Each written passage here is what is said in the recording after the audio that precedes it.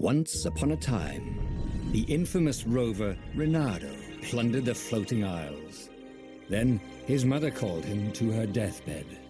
"Swear to me that you won't die on the gallows," she rasped. Reluctantly, he swore. And he whiled away his days at home with music, cards, and wine. But the Emperor had changed. He'd been good once, a shy, almost humble toad. He'd built universities.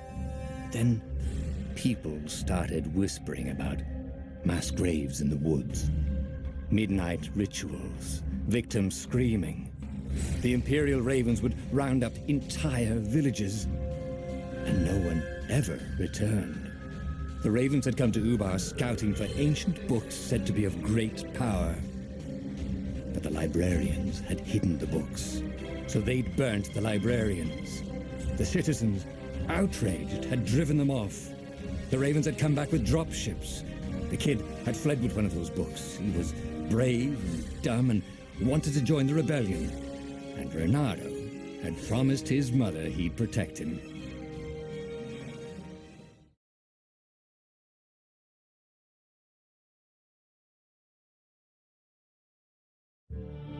The kid was looking down, watching his city burn. "Sorry, kid," Reynardo told the kid. "Look, if we give them the book, they'll leave you alone." "My mother died for this book!" "I promised her I'd protect you." "Oh, damn it." The kid had run off. With the book, of course. So Reynardo had to run after him.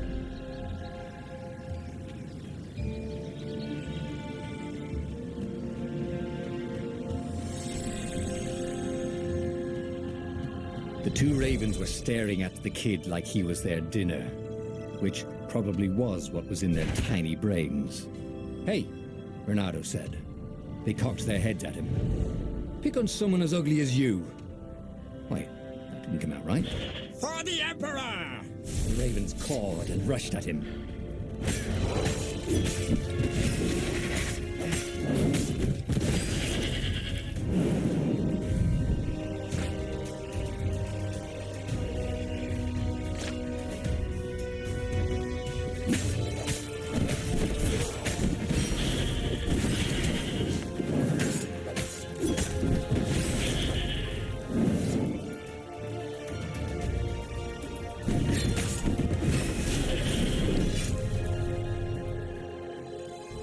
A dropship flew overhead. He hoped they hadn't noticed him. The kid.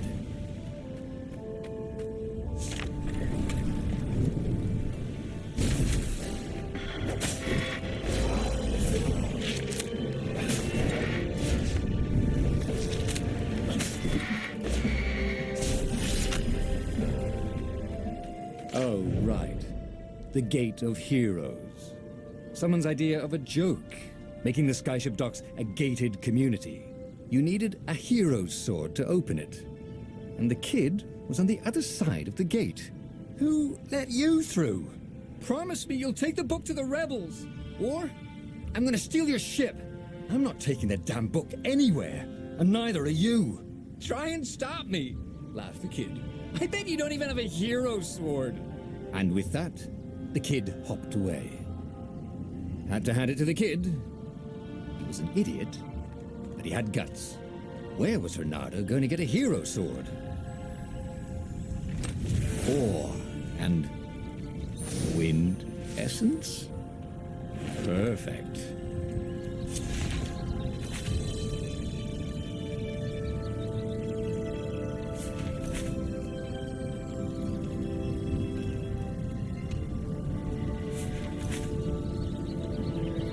Hero Sword, QED.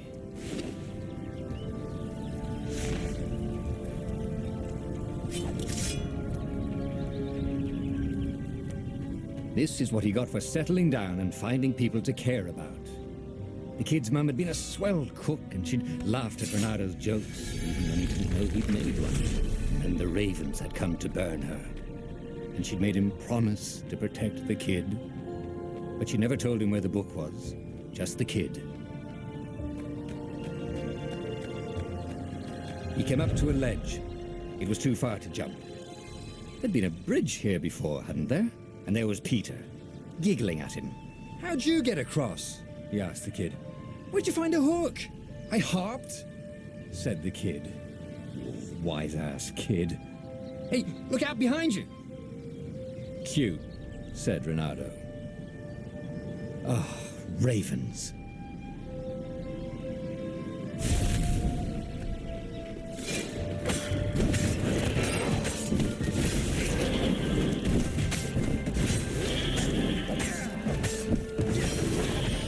It was time to talk some sense into the kid. Just hook his way across the ledge and chase the kid down. Thing was, he hadn't used his hook since he'd retired. How had he done it? Maybe if he meditated at that altar there, he'd remember his old skills.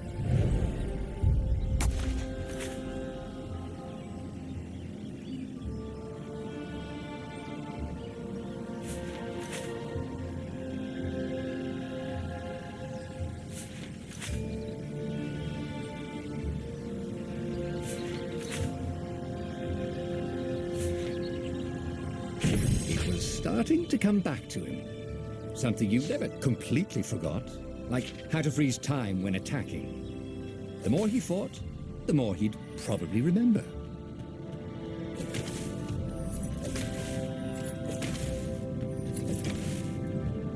And there was the Farfarer. She was the fastest ship he'd ever known. She could do the Kessel run in 12 furlongs. Oh, so the salesman had told him.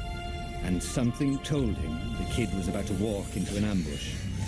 "Stop!" he shouted. "I'm not giving you the book!" shouted the kid, and took off. "No! Peter!" But the kid ran for it, and a goggler nailed him with its ivy.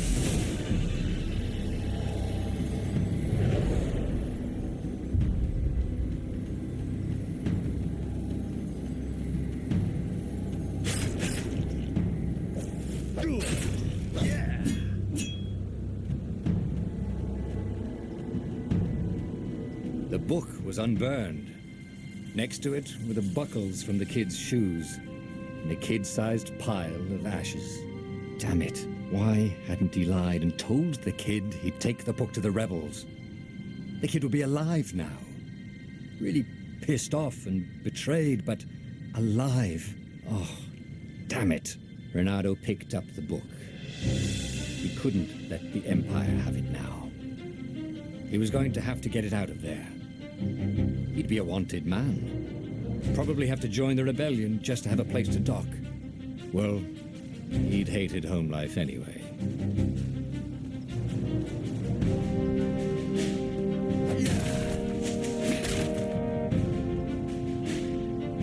What was the big deal about this book anyway? Maybe he should open it and find out. All that had been years ago. How many? The war was a blur, and now 3 Raven scout ships were chasing him. "Where are you running, rebel?" Cawed the Raven captain over the loudhailer. Renato could see them cranking up their catapults. "Just going out for milk?" Renato yelled back. "Where can you run?" Laughed the Raven horribly. Far behind him, another city was burning.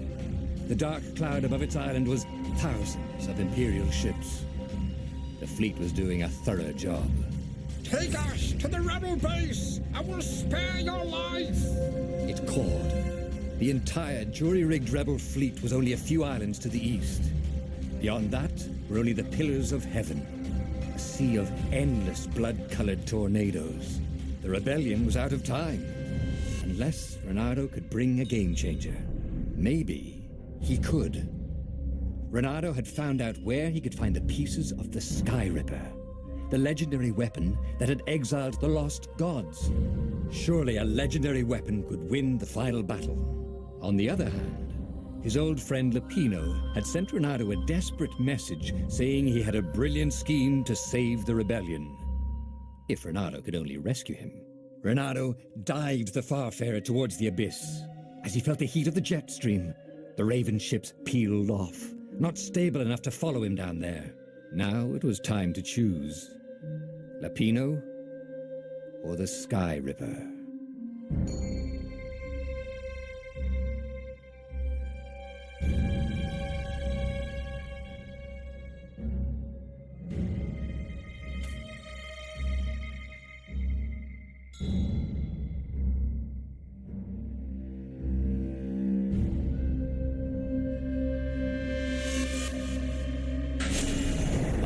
Lapino. Apparently, the Mad Rabbit had sold a Pegasus that he did not exactly own.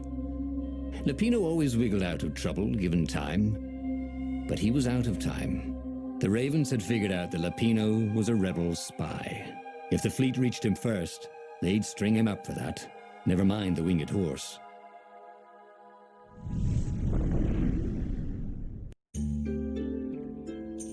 Lapino had apparently managed to confuse the judge by arguing that he hadn't actually stolen a winged horse. He'd only sold it. But wait, where was the prison? The village was empty. Had everybody fled the Ravens?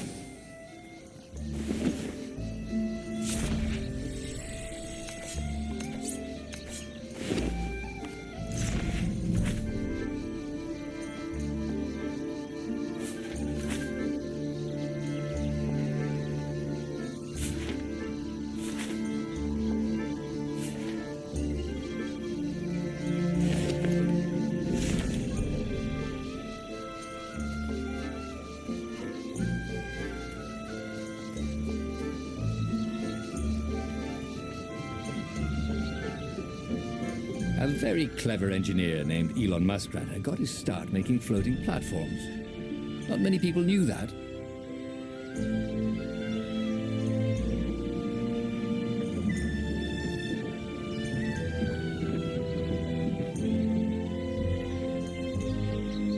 The Ravens had taken the town.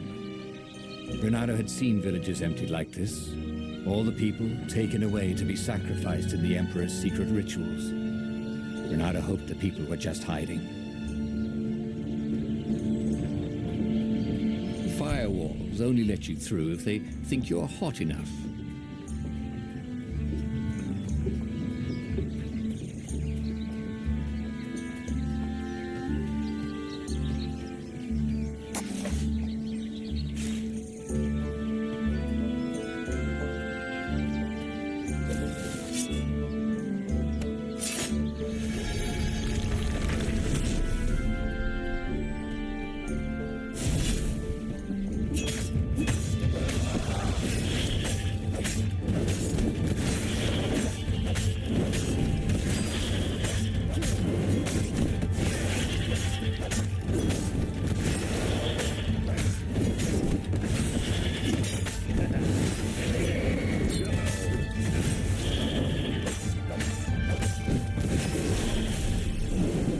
Ravens were landing everywhere.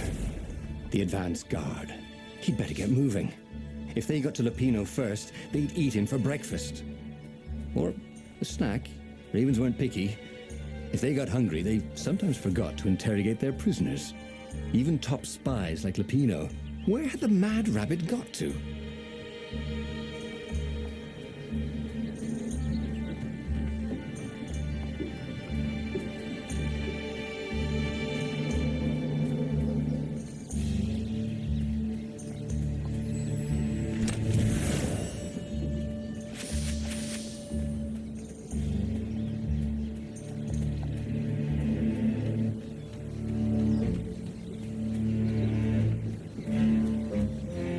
Renato felt like he was ready to learn new things.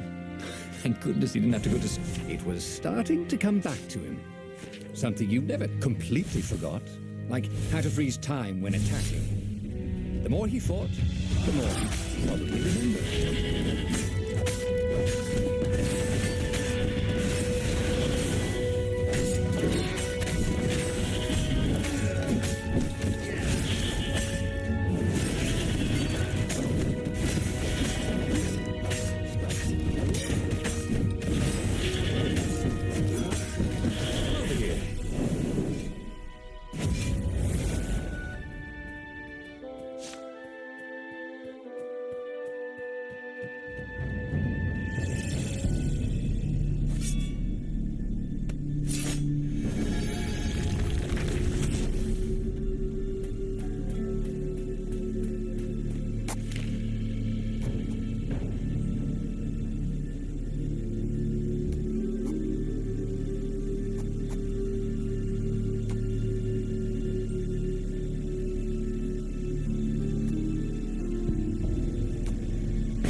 missed his old skills. He welcomed them back like it was at a reunion.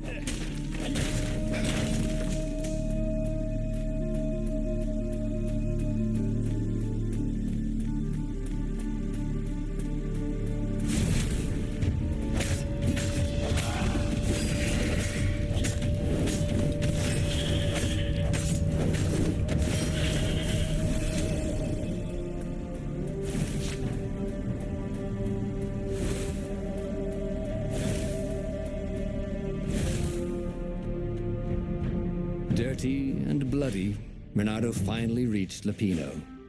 The rabbit was practicing his shuffle. Renato recognized the cards. It was Lapino's favorite deck.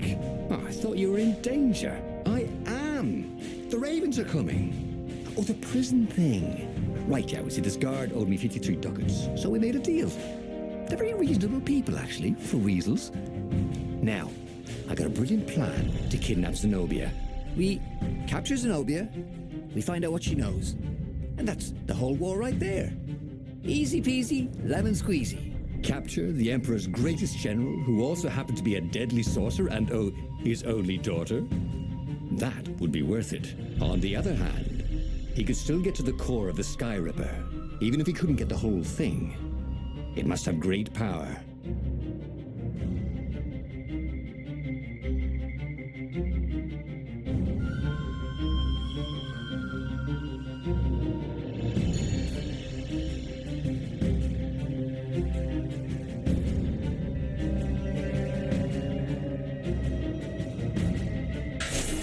Zenobia wasn't just the Emperor's daughter, of course.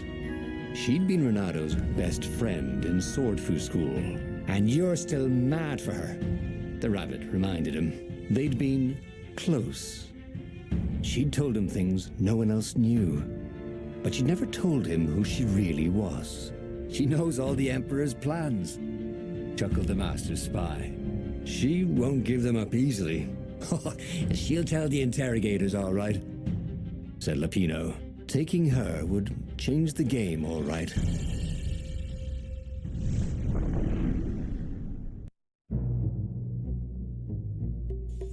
The city was already under Zenobia's control. I had to admire her efficiency. Renato shivered at the thought of Zenobia at the mercy of the interrogators. Could he really turn her over to them? But this was war. It wasn't meant to be pretty. Odd that they never locked these things.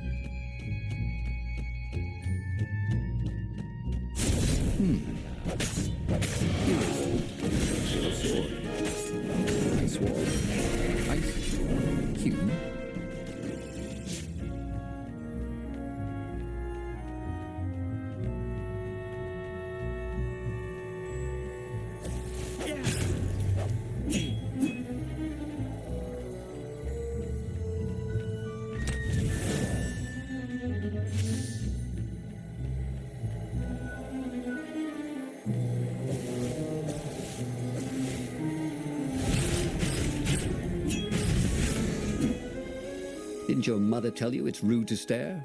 Snapped Renato, a little smug.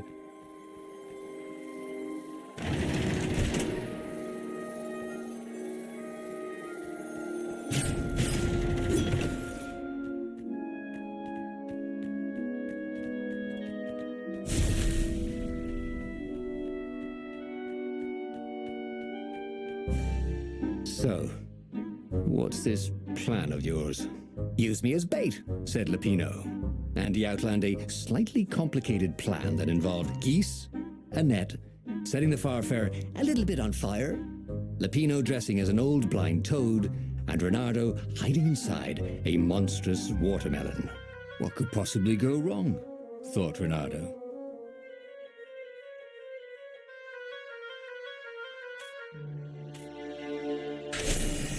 Oh, this is going to be fun, said Lapino. as he ran to go set up his marvelous plan.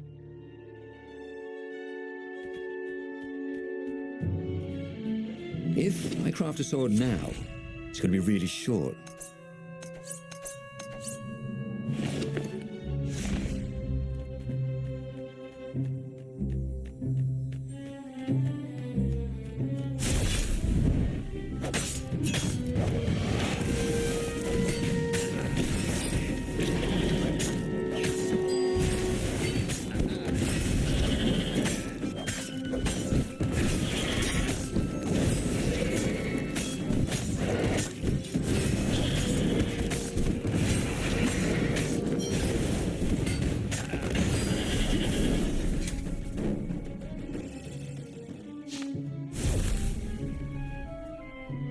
Renato felt dubious about the whole plan.